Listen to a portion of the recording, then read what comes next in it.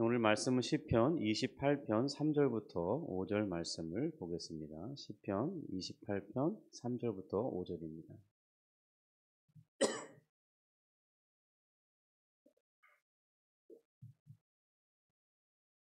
우리 3절부터 5절 말씀 합독합니다. 악인과 악을 행하는 자들과 함께 나를 끌어내지 마옵소서. 그들은 그 이웃에게 화평을 바라나 그들의 마음에는 악독이 있나이다. 그들이 하는 일과 그들의 행위가 악한 대로 갚으시며 그들의 손이 지은 대로 그들에게 갚아 그 마땅히 받을 것으로 그들에게 갚으소서. 그들은 여호와께서 행하신 일과 손으로 지으신 것을 생각하지 아니하므로 여호와께서 그들을 파괴하고 건설하지 아니하시리로다. 아멘. 드라마를 시청하다 보면요, 이 드라마틱하게 이렇게 드라마를 이끌어가 있다 보니까 자주 이런 대사를 듣게 되는 것 같습니다. 내가 어떻게 나한테 이럴 수 있어? 내가 너에게 어떻게 해주었는데? 이러면서 그 충격으로 이 뒷목을 잡고 쓰러져서 반신불수가 된다든지 또 말을 못하게 되는 그런 장면을 우리가 자주 접합니다. 그만큼 우리 주변에서 손쉽게 접할 수 있는 우리들의 이야기이기 때문에 그것이 드라마의 소재로 쓰여지지 않을까 싶습니다. 또한 우리 역사 드라마에서는 브루투스 너 맞아 그러면서 죽게 되는 이 시저의 이야기가 아주 유명합니다.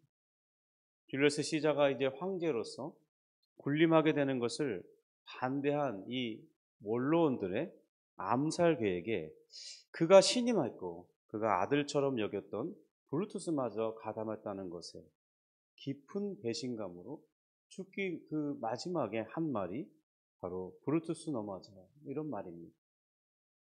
사람의 마음을 가장 아프게 하는 이 고통은 바로 신뢰하던 사람에게 배신당하는 일일 것입니다. 그토록 오랜 시간을 함께 많은 어려움을 함께 해왔는데 어느 날 등을 돌리고 떠나갈 때 그 충격으로 우린 매우 힘들어하죠. 과연 그 아픔을 무엇으로 표현할 수 있겠습니까? 위대한 성군으로 추앙받던 다윗도 예외는 아니었다는 겁니다. 시편 28편을 기록했을 때 많은 학자들은 이 아들인 압살롬의 모반 그리고 그 모반에 함께한 이 아이도벨의 배신이 깊이 자리하고 있다고 봅니다. 다윗에게 이 아이도벨은 단순한 참모가 아니었죠. 사무엘하 16장 23절에 보면 이렇게 됩니다. 기록합니다. 그때 아이도벨이 베푸는 계략은 사람이 하나님께 물어서 받은 말씀과 같은 것이라 아이도벨의 모든 계략은 다윗에게나 압살롬에게나 그와 같이 여겨졌더라. 그러니까 다윗이 하나님께 기도하며 지혜를 구했듯이 또 아이도벨에게 얻은 그 지혜는 마치 하나님께 구해서 받은 말씀과 같이 여길 만큼 다윗에게 아이도벨은 이 권위 있는 자였음을 보여줍니다. 마치 유비에게 제갈량이 있었듯이 그는 다윗에게 척사였고 중요한 어떤 일들을 나누는 그런 사람이었습니다. 그런 인물이 이 결정적인 순간에 이 단칼로 비수를 찌르듯이 이 배신자의 자리에 섰던 것입니다. 그런 상황을 생각할 때 충분히 3절의 이 다윗의 고백이 이해가 됩니다. 그 이웃에게 화평을 말하나 그들의 마음에는 악독이 있나이다. 이런 다윗의 고백이 결코 이 가벼운 문장이 아니라는 거죠.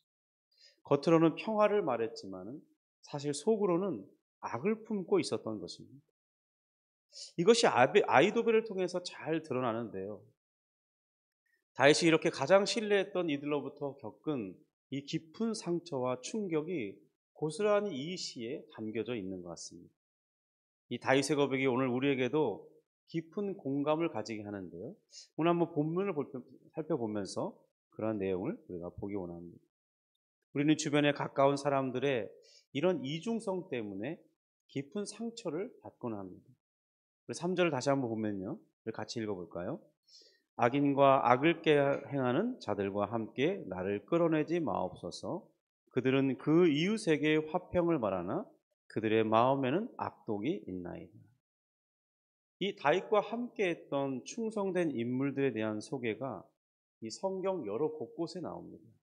읽다 보면 이 다윗에 함께했던 30인, 군대 장수들 이러면서 그와 함께 오랜 세월을 정말 다윗을 위해서 헌신된 그 사람들의 이름이 자랑스럽게 기록되어 있습니다. 근데 그런 내용을 보면 모든 이들이 아이도벨과 같은 사람들은 아니었어요. 그래도 이 한두 사람의 그 깊은 신뢰 속에 함께했던 이가 속임과 배신을 행할 때 그것이 얼마나 큰 고통을 안겨다 주는지를 보여준다는 거죠. 바로 아이도벨. 그가 보여준 모습이 그랬습니다. 겉으로는 늘 충성된 신하요. 이 전략의 때마다 지혜를 주어서 승리를 안겨다 주는 그런 인물이었습니다. 그런데 우리 격언에 이르듯이 열 길 물속은 알아도 한 길 사람의 마음속은 모른다 하지 않았습니까? 사실 그의 마음속에서는 이 다윗에 대한 분노와 어떤 불만이 가득한 사람이었습니다. 결국 이 압살롬의 이 모반을 이끈 주역의 한 사람으로 그가 있었습니다. 그런 모습이 바로 3절의 고백인 거죠. 겉으로는 화평을 말하지만 그들의 마음에는 악이 있다고 고백하고 있습니다. 과연 아이도벨에게 어떤 일이 있었기에 그가 이런 이 배역하는 길에 서게 된 걸까요? 이 성경을 보면요. 이 아이도벨이 엘리암의 아버지고 또 이 엘리암의 딸이 밧세바라고 기록하고 있습니다. 그러니까 아이도벨이 밧세바의 할아버지인 거죠. 만약 그것이 사실이라면 이미 결혼한 자신의 이 손녀딸과 간음을 행한 다윗. 그리고 다윗은 어떤 사람입니까? 그런 일을 저지르고 은폐하려고 자신의 이 충성된 신하를 비참하게 죽도록 이렇게 일을 꾸민 자입니다. 그런데 바로 그 죽은 자가 바로 아이도벨의 이렇게 손녀의 남편인 거죠. 그러니 이런 것이 얼마나 큰 치욕감과 이 분노를 가지게 했을까요? 특별히 이 명예를 목숨처럼 여기는 이들에게 이러한 일은 정말 작은 일이 아닌 것이죠. 어쩌면 그때부터 이 기회를 엿보면서 어떤 적절한 기회에 이 원수를 갚을 그런 칼을 갈고 있었을지 모릅니다.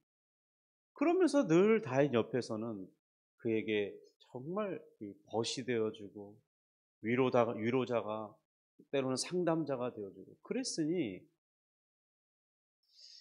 어쨌든 그 사건 이후로 아이도벨은 이 자신의 이 속마음을 속인 채 여전히 다윗에게 지혜와 모사를 주는 그런 충성된 사람으로 계속해서 속여갔던 것이죠. 그렇지만 이 압살롬이 이 아버지 다윗에게 깊은 불만을 품고 있음을 알게 되자 그를 통해서 모반을 성공적으로 실행할 수 있도록 교묘하게 돕는 자로 있었던 것입니다. 이 목회자들의 모임 속에 가끔 주의를 당부할 때 듣게 되는 조언이 하나 있습니다. 어느 교회에 부임해 가거든 그를 환영하고 반기고 선물을 갖다 주는 그 막 찾아오는 하자마자 찾아오는 그런 사람을 제일 경계하라고 조언한다는 겁니다. 수많은 경험 속에서 반복되는 그 경험이 어떤 그런 공통점이 있다는 것이죠. 저도 이제 부교역자로 여러 교회를 옮겨 다니면서 이 사역을 배웠는데요. 그래서 가는 곳마다 한 3명 정도 담임 목사님이 이런 비슷한 이야기를 저에게 들려준 것을 저는 기억하고 있습니다. 처음 부임해 간 곳이니까 낯설기도 하고 어떻게 성도들과 가까워져야 될지 고민하는 그런 예민한 시기잖아요. 그런데 가자마자 반갑게 환영하면서 목사님 말씀에 은혜됐다고 하면서 그래서 식사 대접하고 싶다 그러고 또 다양하게 여러 가지 많은 것을 가져다 섬기고 그러니까 그런 섬김이 얼마나 고맙겠어요. 그러니까 야 정말 마음을 활짝 열고 그의 친절함에 자신의 모든 고민들을 이야기하고 또 어떤 그 앞에서 위로하는 그런 말에 힘이 되고 그랬다가 이 고초를 당하고 어려움을 겪게 되었다는 그런 경험담을 그 목사님들을 통해서 이렇게 들려주는 거예요. 그리고 또 그렇게 하는 사람이 이 가장 먼저 등을 돌리고 떠나가는 사람이 되었다. 그렇게 가까이 하고 잘해줘서 의지하려고 했는데 가장 앞에서 떠나가는, 가장 빨리 이 목사를 향한 그 사랑이 식어지는 사람, 바로 그런 사람들이라고 하면서 그런 사람들을 조심해야 된다고. 그렇지 않으면 마음에 큰 상처를 받게 된다고. 그런 말들을 들은 것입니다.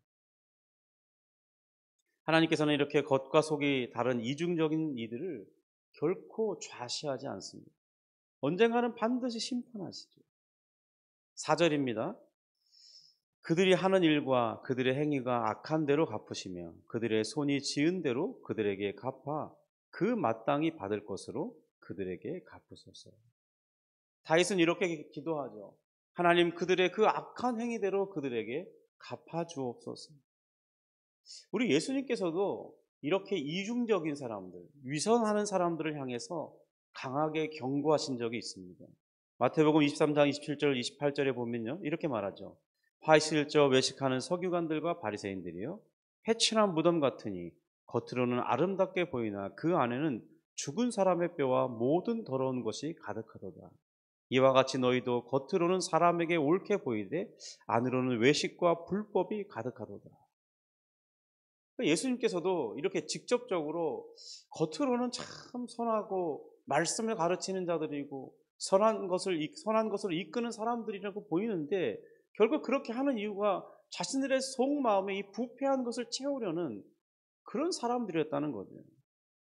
예수님께서 이런 이들을 향해서 진노하시고 책망하셨다면, 우리 하나님 아버지 또한 이 위선하는 자들, 이중적인 자들에 대해서 동일한 태도를 취할 수 있을 것은 충분히 우리가 생각해 볼 수 있는 것이죠. 겉으로는 평화를 말했지만 이 속으로는 악을 품고 있던 자들, 결코 그들을 죄 없다 하시지 않으실 거라는 겁니다.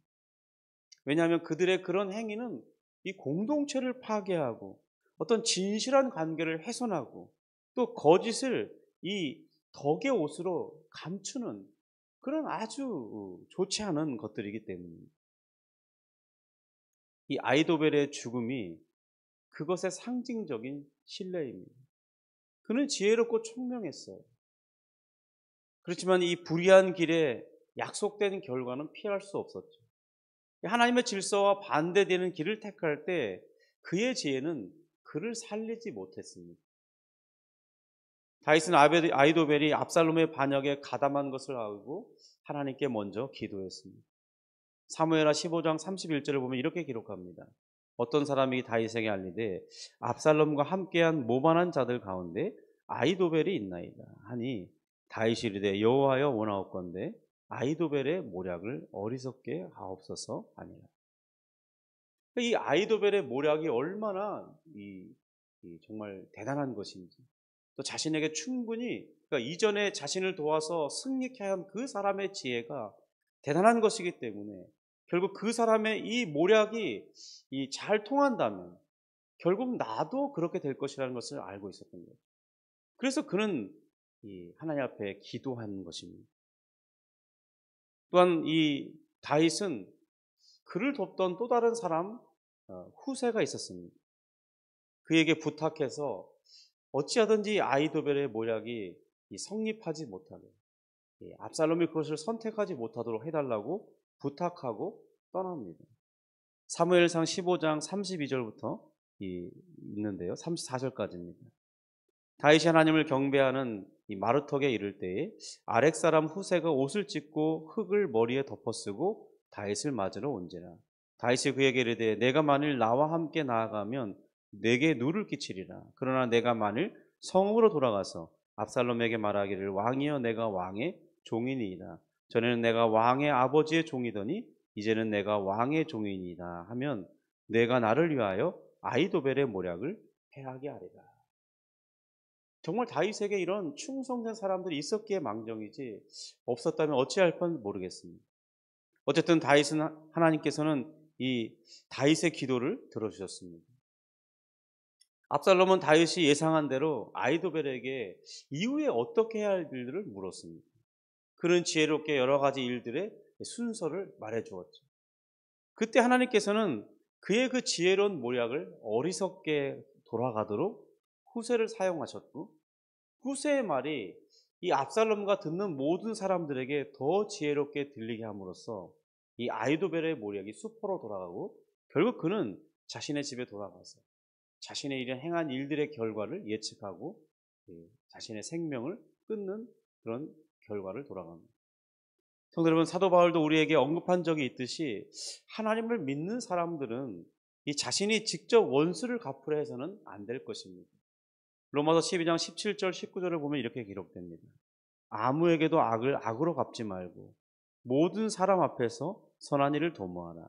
내 사랑하는 자들아, 너희가 친히 원수를 갚지 말고 하나님의 진노하심에 맡기라. 기록되었을 때 원수 갚는 것이 내게 있으니 내가 갚으리라고 주께서 말씀하십니다. 물론 우리의 감정은 이 억울해서 이런 것들을 순종하기 쉽지 않을 것 같아요. 그런데 우리는 하나님을 신뢰해야 됩니다. 하나님께서 반드시 이 공의로 역사하실 것을 믿고 우리가 이 억울함에 하나님께 맡기는 것이 우리 자신도 악으로 치우치지 않을 수 있는 최선의 방법이라는 것입니다. 우리가 스스로 이 억울함에 무엇인가를 막 분노를 표출하고 그 일을 해결해 보려고 해봤자 어떤 이 꼬이는 일에 빠져 들어가는 거죠. 우리는 하나님의 신실하심을 신뢰해야겠습니다. 겉과 속이 다른 세력을 승리하는 것처럼 보일지라도 그들의 끝이 허무하고 하나님의 심판대 앞에 서게 될 것을 우리가 믿어야 하겠습니다. 바로 이것이 신자들에게 주실 하나님의 위로의 방법이기 때문입니다. 하나님의 뜻을 따르지 않는 자들은 결국 무너지게 될 것입니다. 5절입니다. 우리 5절 같이 읽겠습니다. 그들은 여호와께서 행하실 일과 손으로 지으신 것을 생각하지 아니하므로 여호와께서 그들을 파괴하고 건설하지 아니하시리로다. 이렇게 위선하는 이들, 겉과 속이 다르면서 악을 꾀하는 이들이 이 문제를 일으킬 때 단순히 그것은 자신들과 맺은 이 사람들과의 관계 문제로 끝나지 않는다는 것을 우리가 알아야 됩니다. 그들이 걷고 있는 그런 길, 그것은 하나님 앞에서 불신앙의 길이고 하나님께서 미워하시는 길을 그들이 걷고 있다는 것을 알아야 할 텐데, 안타깝게도 그들은 그런 생각을 하지 못한다는 거예요. 아이도벨이 탁월한 이 군사 전략가였지만, 그리고 한 사람에게는 정말 좋은 지혜를 알려주는 그런 상담자였지만은, 그는 하나님이 살아계시다는 이 사실을 무시했던 것이 문제입니다. 신앙이 없이 계산에 탁월한 사람은 결국 자신들이 내는 이 꾀에 스스로 무너지고 말 것입니다. 이 어리석은 결정이 되어서, 그러니까 그전에는 다 잘하는 것 같은데 결국 끝에 가서 다 이 드러나는 거예요. 그들의 그런 악행들이 다 드러나는 것입니다. 그 결국 스스로의 어떤 실수로 인해서 무너지는 것이죠. 아이도벨도 그러지 않았습니다. 그가 낸 꾀가 얼마나 탁월한 거였어요. 결국 그런데 하나님이 그 길을 걷지 못하도록 막으시죠. 성도 여러분, 결국 우리가 겪는 이 관계의 상처가 그것이 영적인 문제와 연결되어 있다는 것을 우리가 통찰해내야겠습니다. 왜냐하면 그러한 일을 하나님께서 지켜보고 있으시기 때문이에요. 그들이 하는 그 일은 결국 하나님을 만홀히 여기기 때문에 그런 일들을 자행할 수 있는 것입니다. 하나님께서 이런 자신의 겉과 속이 다른 태도를 지켜보고 계시다는 것을 생각하지 않기 때문에 그 일을 할 수 있는 건 아니겠어요? 하나님께서 내가 하는 그런 모든 일들을 다 지켜보고 계시고, 아까 조금 전에 읽었던 로마서의 말씀처럼 하나님이 그 일을 반드시 갚으신다면 우리가 어떻게 그것을 쉽게 행할 수 있겠습니까? 그러므로 그 일을 하나님께서 잘 되도록 그렇게 끝내실 리가 없다는 거예요. 다윗은 배신을 당해서 이 마음이 무너지고 깊은 상처를 받았습니다. 하나님께서는 그의 기도를 들어주심으로써 바로 자신을 무너뜨리려 한 자들을 역으로 심판해 주셨죠.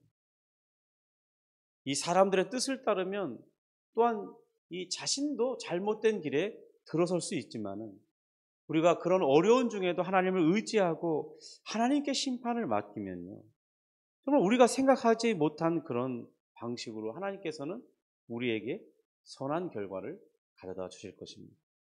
우리가 이것을 믿지 않는다면 어떻게 이런 어려움을 잘 이겨낼 수 있겠습니까?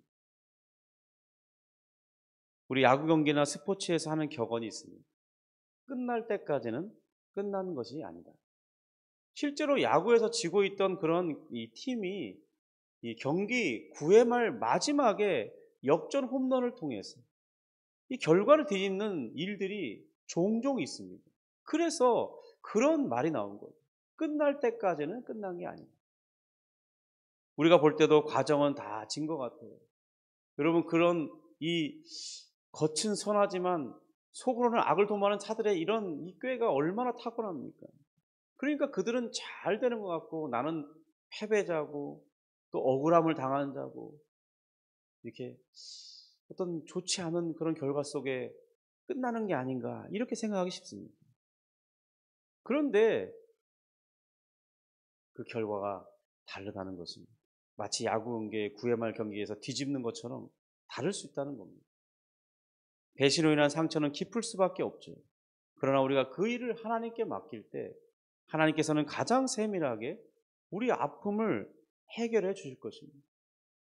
하나님을 깊이 신뢰하며 비록 더딜지라도 하나님의 이런 선하신 그 역사하심을 우리가 붙들 때 우리가 정말 그 아픔에서 웃게 되는 그런 날, 위로받게 되는 날도 오게 될 것이라는 거죠. 오늘은 부디 우리가 우리 스스로 이 우리에게 행한 그런 악한 일을 스스로 갚는 그런 일에 들어서는 어리석음에 있지 않기를 바랍니다. 그래서 하나님 앞에 기도하면서 하나님께 이 모든 심판을 맡기면서 잠잠히 하나님의 역사하심을 기다릴 수 있는 그런 은혜가 우리에게 있기를 주님의 이름으로 축복합니다. 기도하겠습니다. 하나님 아버지, 감사합니다.